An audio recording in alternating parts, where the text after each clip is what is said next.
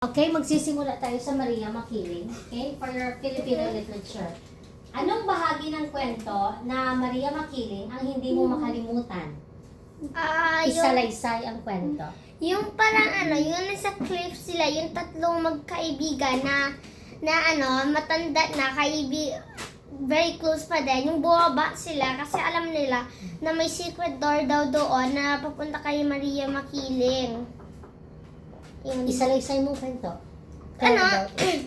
So, ganun yung una nag-happen. Tapos, nagbabaan na yung mga, yung tatlong mga kaibigan. Tapos, yung pinakatapang sa kanila, siya yung last, tsaka pinakatanda. Then, yung dalawa, namumutla yung face nila, yung mukha nila, kasi sabi nila, parang meron daw mata doon na nanununtok.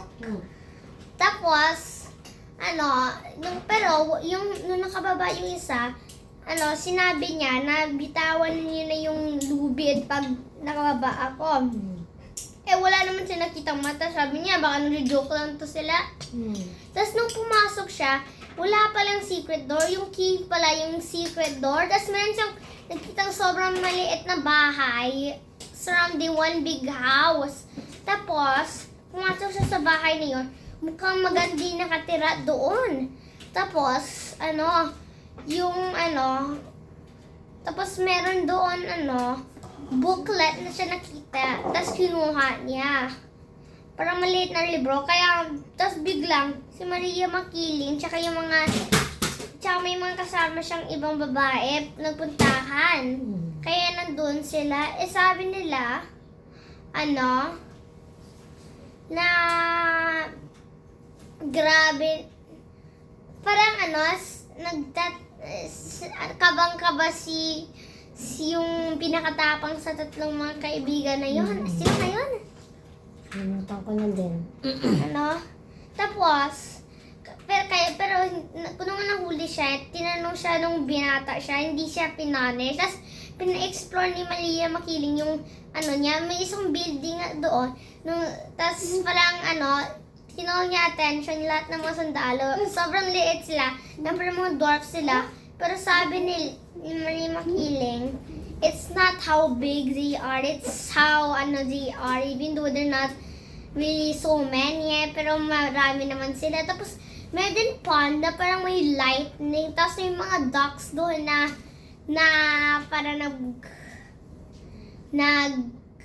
naghahabulan na made of gold. Sabi niya, kung makakuha ka isa, 1/3 of the earth's gold na parang kuha mo. Kaya tinawalan siya, nakita siya, tinatest yung ihuli yung isa habang sa swimming. Tapos biglang, nagising siya.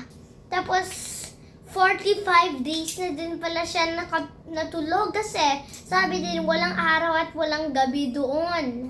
Kaya parang 45 days na siya nakatulog ba yun? Or hours? Tapos, yung asawa niya, sabi niya, kabang-kaba na ako. Akala ko, patay ka na. Pero, paano kayo siya nakuha? Nakuha pabalik? Oo.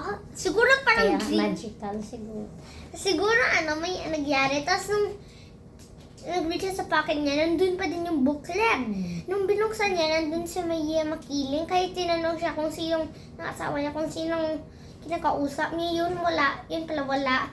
Tapos, nung nag-fishing sila one time, yung mga bangos, kinukuha parang sinshoo away ng tatlong mermaid na sa swimming. Pero, kaya ayaw yun